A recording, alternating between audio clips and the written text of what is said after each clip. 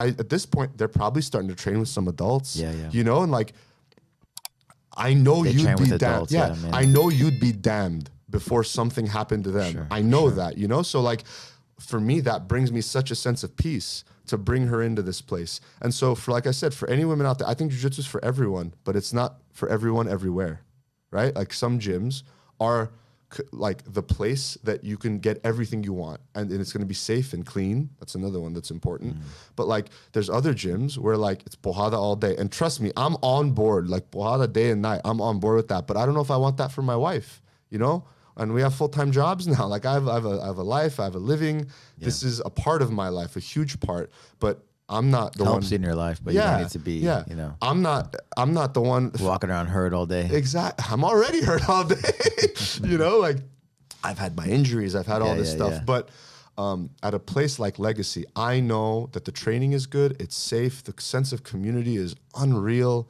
And like I said, from the day I met you, I knew that I think I'm a pretty good judge of character. That's one thing I've been fortunate in my life where like I meet people and like they'll introduce me and like I could smell bullshit a little. I'll be like, there's something about you where like you're someone who wants to take advantage of people, or you're someone who is willing to lie to get ahead, or like you could just smell that. And for the record, that to me, that doesn't even mean I'm going to alienate you, but it means I'm going to compartmentalize you. I know what you have to offer.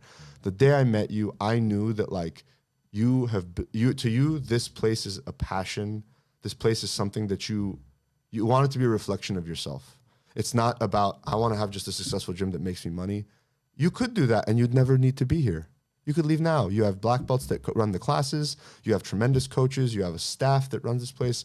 You can go fuck off and go to Tahiti and spend the rest of your life there. And like you don't need to do this, but you're here, you're present. You create an amazing atmosphere. And like, I think the best organizations, it's top down. It has to be. And like, if the culture is somehow coming from the bottom up, it's like there's problems there. You are setting the standard for all of us. And so we follow in your footsteps. And as a result, we just have this amazing place to train that, man, I don't know what we would do without this. You have to understand, like I said, we just bought a house.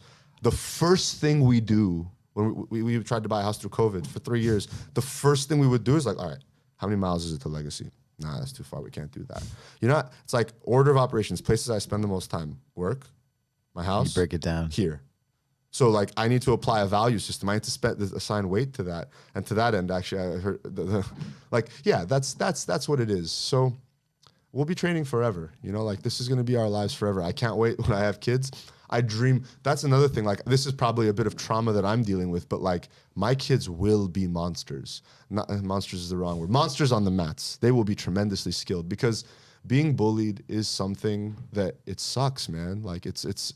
I hate when I see it, and like now when I sometimes I interact with kids, and you could see who's the bully and who's not the bully, and like I don't like bullies. I just don't like them because to me there's elements of insecurity. Like they're probably dealing with something, and I get that. And frankly, in this day and age, I thank my bullies. I've met some of them, you know, like I've met some in my life, and I say thank you because you formed me into this.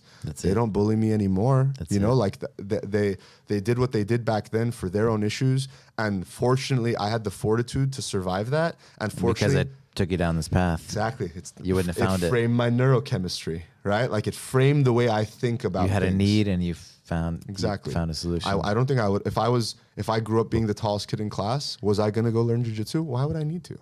And then not just because of that, but now it's opened up this whole other world of just helping you in every aspect of your life. Exactly. It framed my life in a way that like, I'm grateful for everything I have. I wouldn't trade a thing for this life. That doesn't mean everything's perfect by any stretch, but I see the gradient. Again, I see the distribution of life.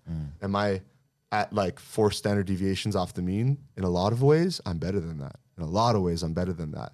Some people have all the money, they have fantastic health, they have family, but they live such lonely lives. They live such unfulfilling lives. They're jet-setting around the world trying to fill a void of experience.